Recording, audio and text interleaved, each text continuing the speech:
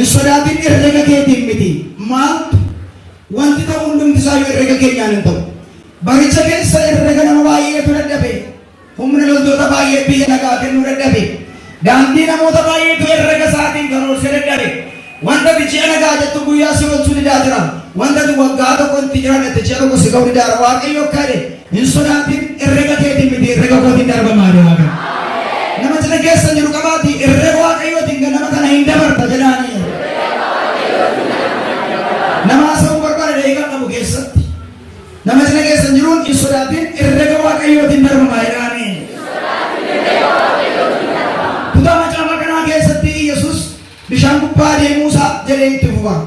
Lakkoofsa 13 irratti yeroo galgalaa'ee jedha.